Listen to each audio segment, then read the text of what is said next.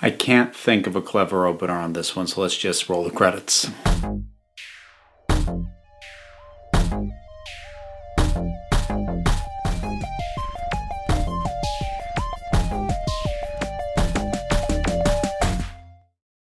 Hello folks, so this one is a Patreon sponsored review. It was something that I had no real awareness of, that initially when I saw the request, it struck me as a little odd. And then I actually watched it and I definitely now need to talk about it. So what I was requested to review through a Patreon sponsorship is an episode from the British series Accused. And it's an episode from the second series called Tracie's Story. Now, if you don't know Accused, because I didn't before I watched this, I'd never seen any of it before, it is a crime show that removes a very large portion of what takes up the majority of the runtime in most episodes of crime shows, which is there's no investigation. We don't deal with the police. It's not about finding the perpetrator. What the format of the show is that you meet the people who were in some way involved in the crime that was committed. We learn about them. We learn about the context around them and the events, and we lead up to and get to whatever the actual crime was. And then it's basically taken for granted that police got involved, investigation happened, people were arrested, and then it jumps to the verdict of a trial and what happens to the accused.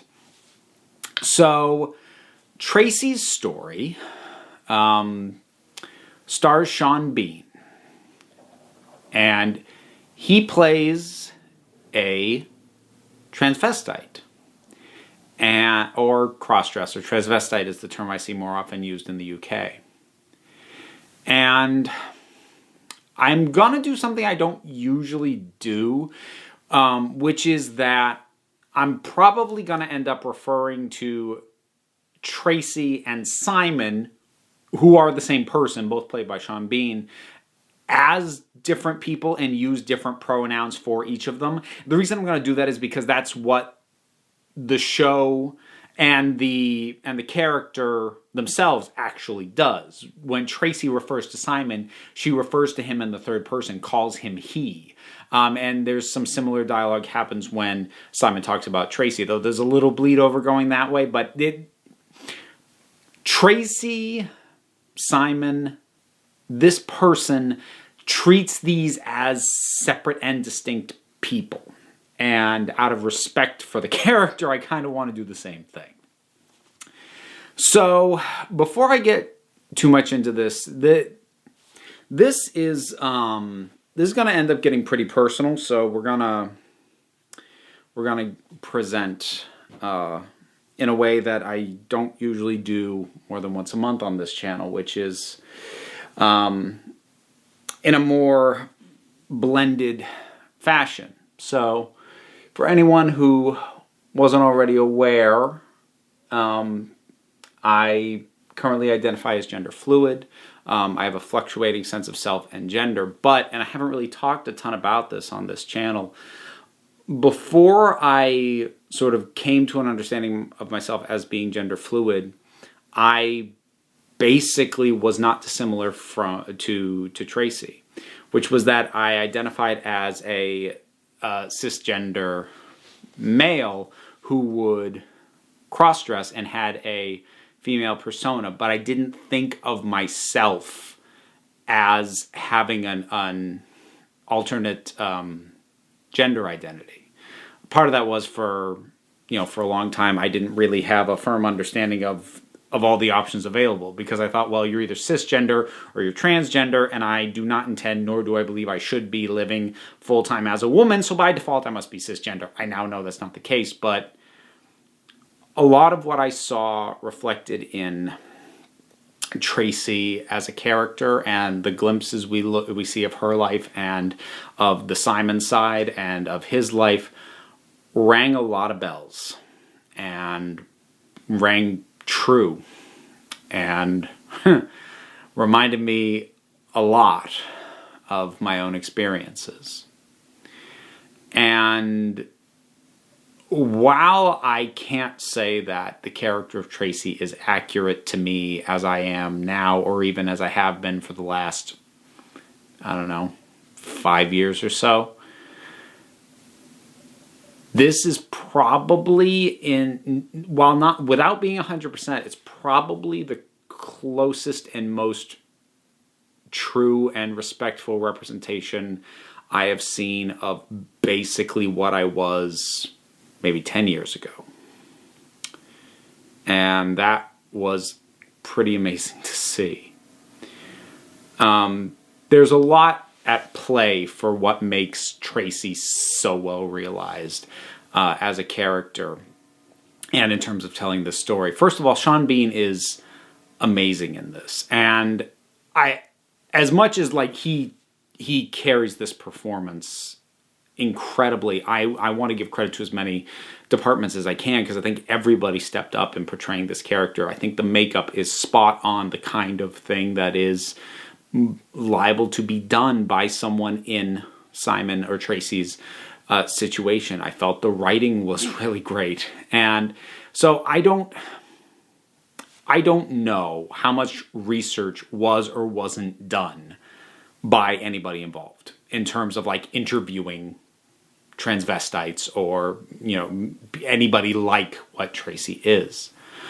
I don't know if they did that, but it certainly feels like that. It feels like somebody did their research, whether it was the actor, the director, the writers, or all of the above. Somebody did their research on this, and it shows. So some of the things about Tracie that are really amazingly captured. There's this sense of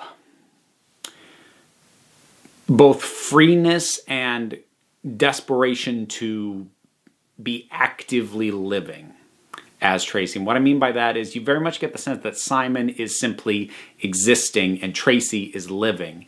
And I think that again, it certainly was very true to my experience for a long time, because if you're so closeted that you won't even go out anywhere, that's never been my experience. But if you're closeted to the point of you have pretty firm barriers between your masculine and your feminine existences, and you don't make all that many people aware of both of them, generally it means that as a man, you're not making people aware of your feminine side, because, you know, Sean Bean doesn't pass. I don't, you know, when I was trying to look as completely feminine as possible, I didn't pass. I still don't. So, you know, anyone who sees you in a feminine mode can probably guess, yeah, day to day, you're a man, but you don't let people who only know your masculine side in on the other side of that. And for that kind of closeted, it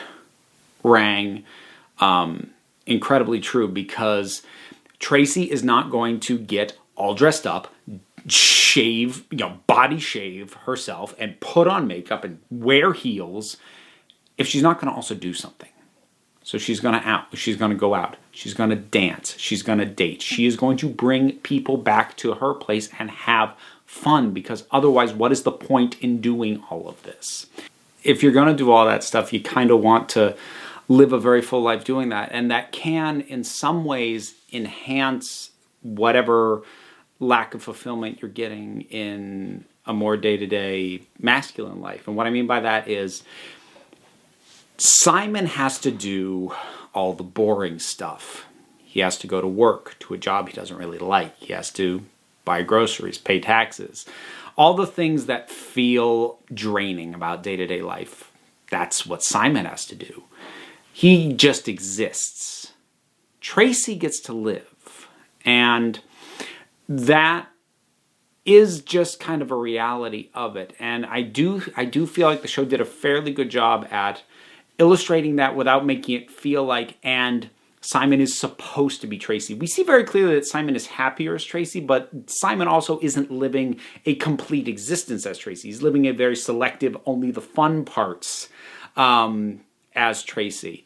And what I love about that is that this show captured that, and in a way that felt real and felt true, but it never actually says it. Nobody sits down and talks about this, but it was still fully captured and was present all the way through.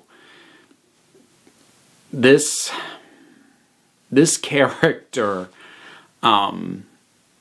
is just amazing. And Sean Bean's performance, to come back to that, he did such a great job because he did what most men who, when they take on a feminine side of themselves, do, which is to not only pitch up your voice, but also adjust your cadence and your rhythm and sort of the way with which you work your way through a sentence, and then you adjust your body posture and, you know, maybe the way that that your face tends to fall. All of those things kind of shift as you embrace your feminine side. And he was able to do that in a way that I've not really seen captured on film before, because he wasn't, you know, oh, I'm so fabulous around the place, which is the kind of thing that, you know, people who don't do research, who don't know the reality of this kind of life, tend to depict it as. It becomes a deliberate caricature or an exaggeration or a drag queen, or, you know, and that's not what it is. That's not the reality well, it wasn't my reality at any rate. And from my experience talking to a lot of people who have had lives and experiences similar to mine, it wasn't theirs either. So for him to capture so well that essence of a distinct shift, but not exaggerating it so much that it ever felt played as a joke or for laughs or like he didn't get it. It absolutely played like Sean Bean got it. And that was really amazing to see on film. I mean, I'm not sure it's the kind of thing I ever expected, like, to see accurately portrayed on film, because I didn't think anybody cared enough to try and get it right. Oh God. Okay. That was unexpected. But it's an astounding performance, an amazing character, and so fully realized on every level and every detail. And also not exaggerating the fact that as much as Tracie may be living more than Simon is, that there's still at times a hollowness to that, especially when it comes to sex. And that's actually another thing I was surprised that the show got as well as it did, which was sort of a kind of understanding the kind of person who would be attracted to someone like Tracie, because like the way that some people will mock someone like Tracie or someone like me is with these sort of throwings of, you know, no one would ever want to be with you. You don't look like a woman. You don't pass for a woman. Why would anyone want to be with you? Well, there are people who do. And some are able to do so in a somewhat respectful way. Some are very, very sleazy about it. They do exist, but it is still ultimately a bit of a fetishization of you as a person. So there is kind of a hollowness or a superficiality to it. And again, without actually stopping the story to talk about that, I felt that the show captured that very well too. And it makes a lot of sense why Tracie latches on so much to the character of Tony, because he's one of the few who comes back and wants to see her more than once. He usually has to drink before he does it, which, again, not all that unreflective of the reality for men who are attracted to transvestites and crossdressers, and who are often incredibly confused about themselves.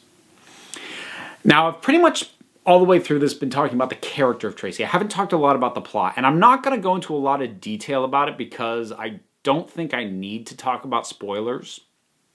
in order to highlight what matters to me about this. The thing is, the plot is fine, but the sorts of exaggerations about the way people who see Tracie react, or the way in which certain things around the kind of person Tracie is can escalate, the way that those are not horrendously, but slightly exaggerated for dramatic purposes, is kind of necessitated by the format of the show. Like, there has to be a crime that is committed in the context and the circumstances with the characters that we have come to know. So things have to escalate to the point that happens. And the things that are done in terms of establishing, how people react and respond to Tracie, again, speaking only from my own experience, they were a little bit exaggerated. And I'm not going to say that, no crossdresser or transvestite or trans woman or any kind of like non-gender conforming presenting person doesn't get harassed in the way that we see Tracie get harassed. But in my experience, to have it happen to that degree and like have trouble with what I'm going to talk about here is very early on, so it's not really spoiler, but like to have trouble with the cab driver and go to a bar that I have to presume she had scoped out or been to before and felt was safe, because she's a girl who goes out. She would know where it's okay to go, and yet to still run into people there who are going to hassle her to the degree that she gets hassled, and then other things that happen later on and then build in the way they do. I'm not going to say that kind of stuff doesn't happen, but it is the kind of slightly dramatic exaggeration, like all this stuff like happening to the same person in this window of time. You're a little bit like, again, it's not bad, but I think the thing is, because Tracie feels so real to me, the things that happen that make the narrative slightly less real creates a little bit of a disconnect for me. Because the narrative and the plot are fine. There is absolutely nothing wrong with them, but they are just that little bit removed from reality for the purposes of getting, because of the dramatic necessities of the format. Whereas Tracie does not feel exaggerated to me at all. She feels so real and so true, and that creates an immediate comparison. And it's funny because as it got towards the end, I found myself incredibly worried and fearful for Tracie. And my initial thought as that was happening, because I'd been watching it and sort of like knowing that I loved her and Simon. I don't want to undercut the performance of Simon as well in capturing that side of it.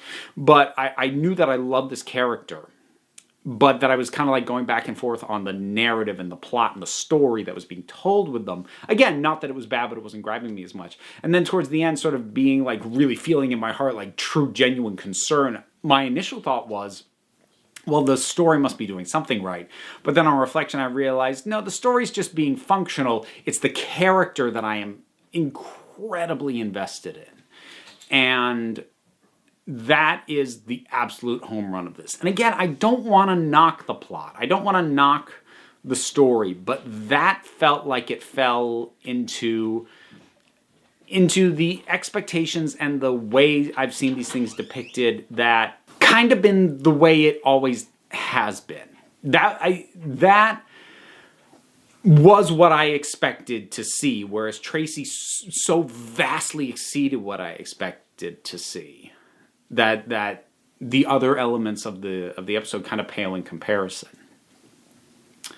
But I found this to be an amazing and honestly touching piece of work as far as a character depiction, because it captures the duality while still understanding that even as much as Simon and Tracie may put up a barrier between each other, that this isn't like split personalities. They are the same person. They have parallel and similar desires as much as they try to have that wall between. Like I remember that wall.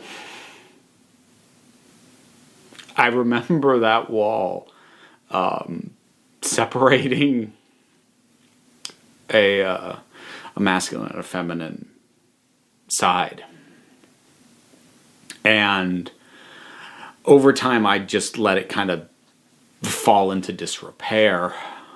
I never had the proper catharsis of like taking a wrecking ball to it.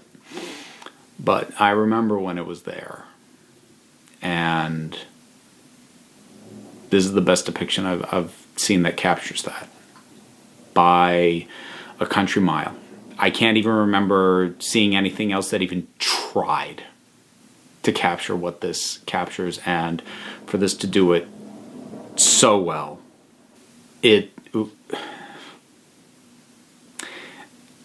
I'm really glad I saw this. And to the Patreon supporter who commissioned me to see it, I thank you.